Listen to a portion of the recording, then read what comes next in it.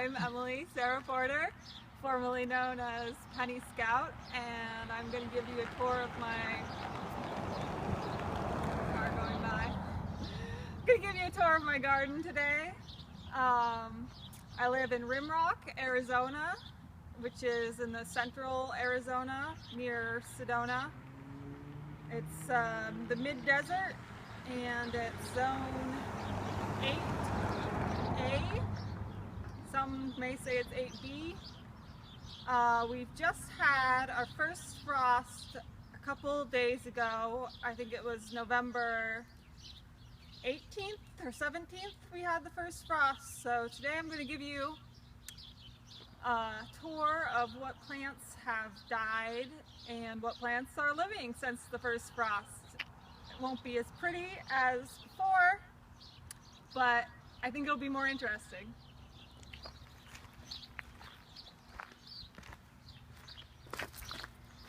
We have my bone collection here, and my cactuses that I dug up from the desert.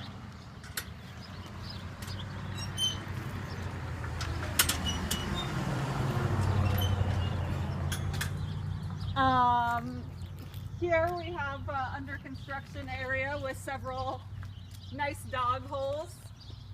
We're planning to fill those with cactuses so that Mercy won't be tempted to dig there anymore. Is this Mercy? She's my best friend. Here we have the Xeriscape Garden that gets very little water. So the plants that do best here are the yarrow here. That one is very happy that it's started to get cooler and is growing much faster now. But it does very well with no water at all. Have some more stolen desert cactuses and agave pups that I planted. Now the pups are having pups, so that is cute. And some honeysuckles covering the fence, which grow very well in this area. I'd like to get them to cover the whole fence. Here is we're getting into the permaculture fantasy zone here at the Doublewide Oasis. So this is my wannabe permaculture garden. I have many fruit trees, and this one is apricot here.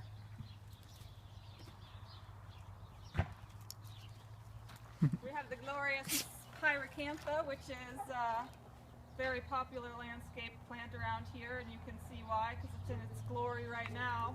This grows with no water at all and is semi-edible. Pretty good.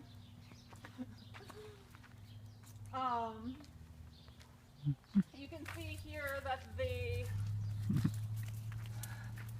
Bignonia, I believe this is a trumpet flower, Bignonia, did not make the frost for the most part, but there's some green ones still going for some reason. This I expect will probably all die to the ground and come back. That's what happened last year, but maybe this year some of these thicker stems won't die at all and will actually resprout from the stem rather than from a new stem. We'll see about that. The bees love this one.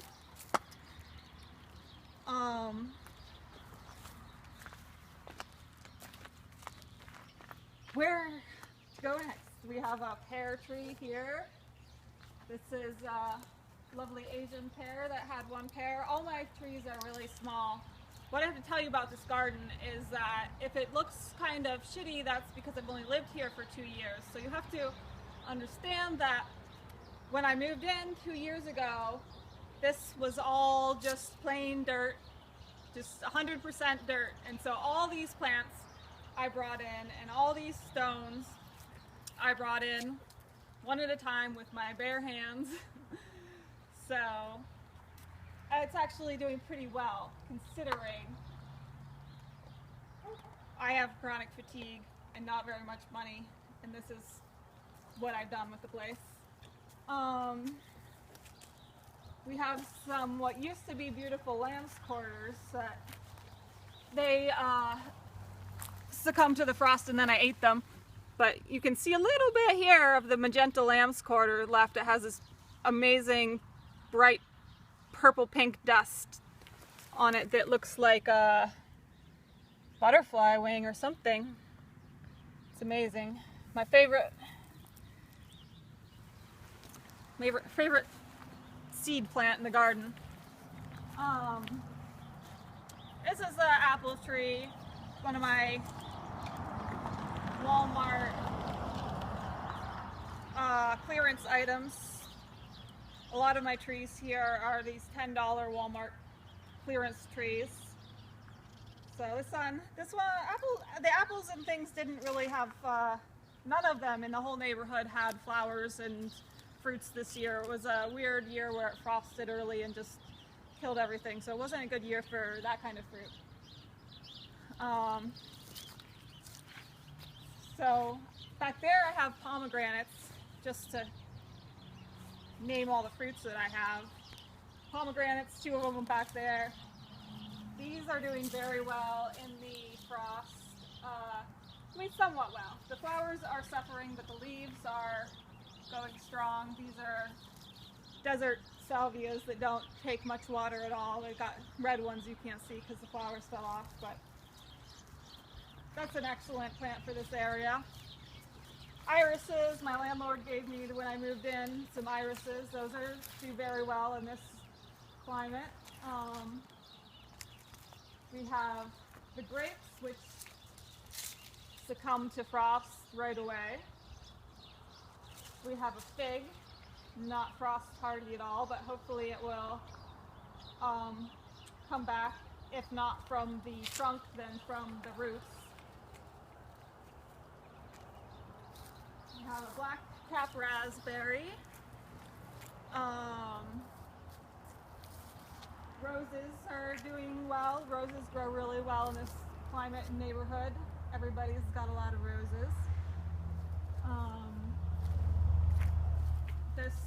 I think this is a vinca with the purple flowers, periwinkle type flowers. Those grow well in this neighborhood with no water. They grow better with water, so they spread very well.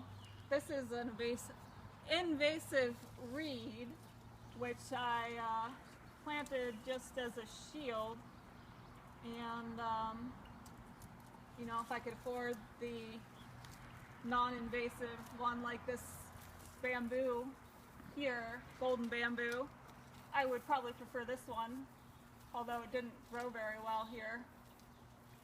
But since I can't, just got to make do with my invasive reeds. Another apple tree here, and a loquat. This is a loquat. Most people don't know what a loquat is. It grows in Florida a lot. It's a zone 8 hardy kind of tropical fruit that's evergreen. And it's a little round fruit that looks like an apricot. Very nice. The artichoke is ginormous and seems to be taking the frost well, although I think it's not super duper happy about it. This is a peach. I can't tell you what these plants are variety wise. I have the tags inside the house, but I don't remember out here. But I have 2 peaches, and this one is clearly the hardier of the 2 because it's still got all its leaves, and the other one back there has no leaves on it.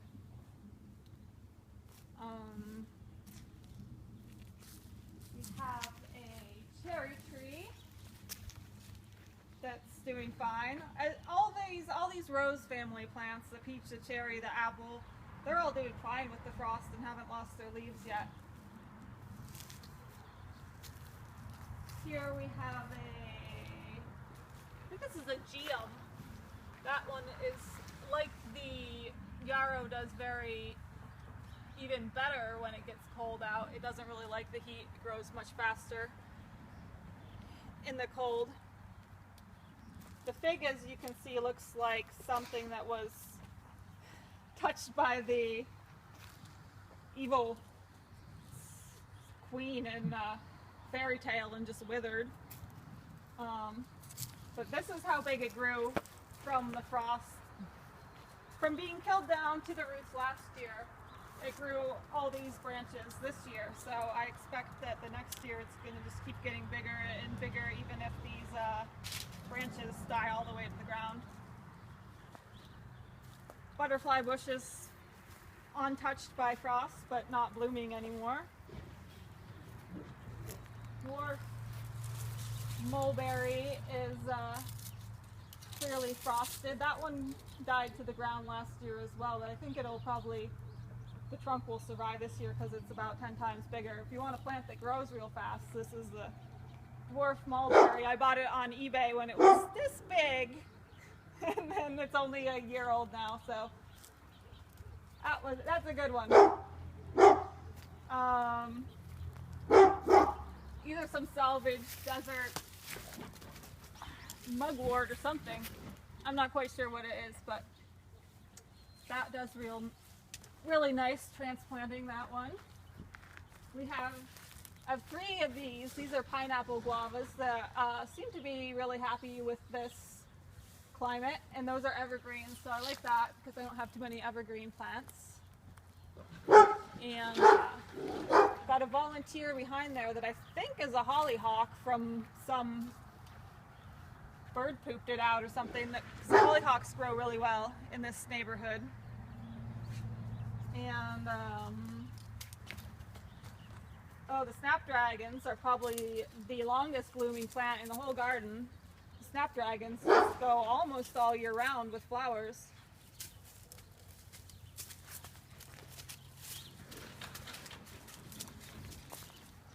Some herbs, obviously the mints are doing fine so far with the frost, and the rosemary may make it as an evergreen this year. The mimosas, which are my nitrogen fixers for my permaculture garden, I need some more of those if I really want to be a permaculturalist. They did not like the frost, but they're great trees that grow really fast and grow in all kinds of soils.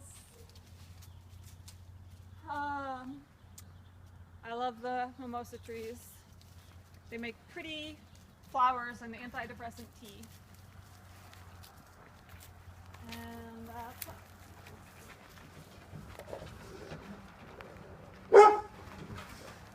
this is another cherry tree that's Walmart cherry. I don't think I'm going to keep that one in this location, but it's doing fine with the frost. This is the pear, or the peach. This is the peach that's not doing fine with the frost, that dropped all the leaves right away. And back here we have the vegetable garden with the lettuce. Lettuce is being totally frost tolerant over here, and the onions are being onions and garlic are doing great. All the peppers and tomatoes obviously are not doing great. Those have the evil queen's touch. And the peas are doing okay back there, but they're not doing too great. And that's almost everything. This one is a jujubee that died a lot earlier in the year. I think because the laundry comes out right here, the laundry water comes out here, and I think that it killed the jujubee, but I have some better laundry detergent now that's made for fertilizing gardens specifically. And this is a canna, which obviously doesn't like the frost, although it was starting to pick up right before it frosted. It likes the cooler weather. It's starting to put out a lot of blooms. So that's mostly all the garden. There's a mulberry back there that's got hit by the frost, and I think that's everything.